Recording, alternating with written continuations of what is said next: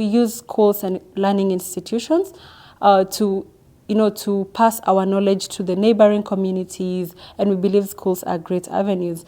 And so for us, SDG 4 has really played a very huge role in us integrating water education and climate education in schools. And on the other hand, SDG 6 has enabled us to have a conversation in our communities that go beyond just access to water, access to safe, clean water for use, to actually having these conversations from a point of justice. But then I feel that we don't just have to focus on the frameworks. Yes, they are good, but the most important thing is we now need to make sure that we have localized, workable solutions that are not brought to the community, but are co-created together with the community members. And this means making sure that their knowledge, their presence, and their inputs are greatly put in place from the first step of the kind of solutions that we bring all the way to the last step.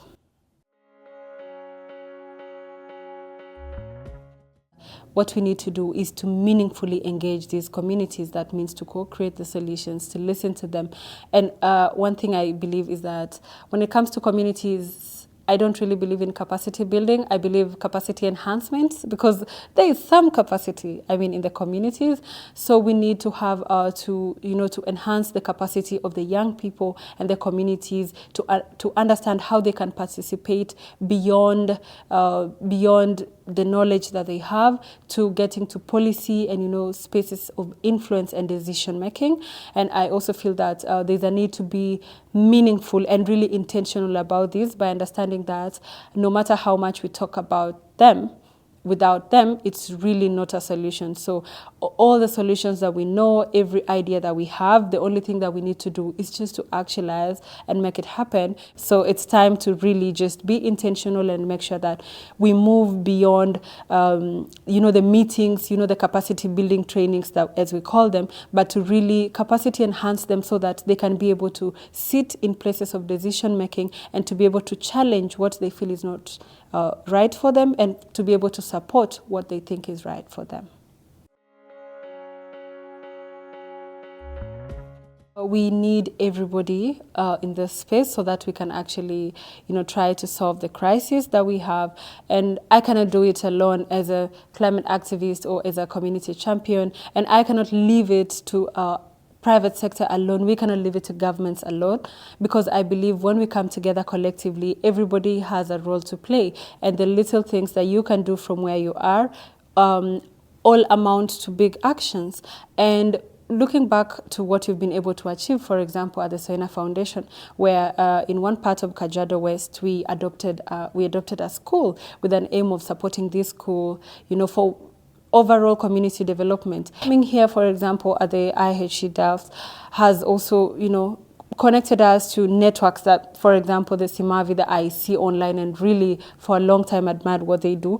I've been able to learn so much more about what they do in Kenya, and hopefully when we get back home, we're able to see how we can also, put together our energies, and synergize, and see how we can be able to support the communities that we already work with and new ones that we are yet to identify. So I really believe that for the success of anything, there has to be partnership, there has to be support, because, and when I talk about partnership, it also reminds me that we have this conversation of young people, old people, and all that. And it's really important for me to mention that we also need partnerships when it comes to that, because the older generation has something that we, the young people, do not have. We have to accept that. And the same goes to the other round. There's so much energy that we bring as a young people, expertise, technology and everything. So when we really put the energies together, we can create magic. And for sure, that's how together we can solve the water crisis.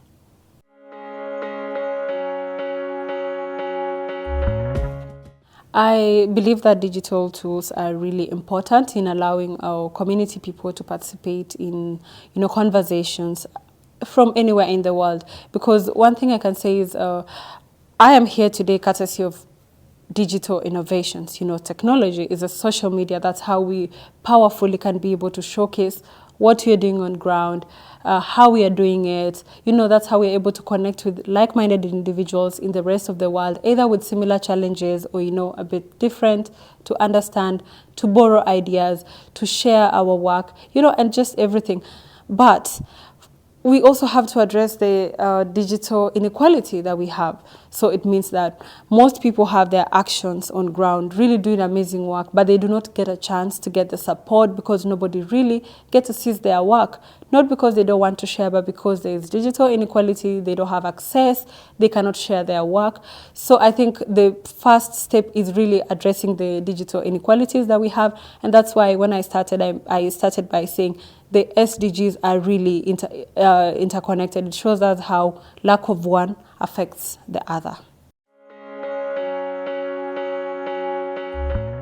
We came together to support a school in the heart of Kajiado West in Kenya, that is Ole Kimunke Primary School, that we adopted.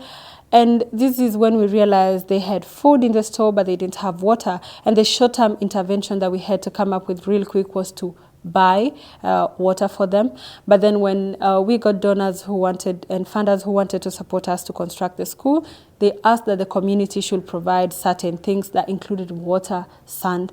And we had to come together again as youths to find a way to make this possible, where we reached out to local leaders to support us with this. And after the construction, we were actually able to get a 50,000 liters water tank that helps us to harvest water during the rainy seasons. And from that, we are now going to create a kitchen garden where we'll grow vegetables, sweet potatoes and other drought-resistant crops. And for this school farm to survive, it will actually depend on the water that is harvested to the tank.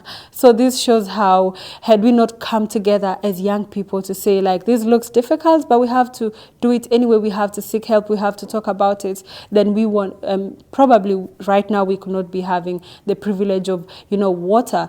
And when you look also at the impact of that is that we have more children coming to school. There are some that don't have access to drinking water at home. They will choose to come to school because they know that when I go to school, there's water in the tank, and such kind of things, which also improves the education and the performance in school. So this teaches us that sometimes what we think is impossible or looks so huge can actually be done with teamwork, because I did not do this by myself.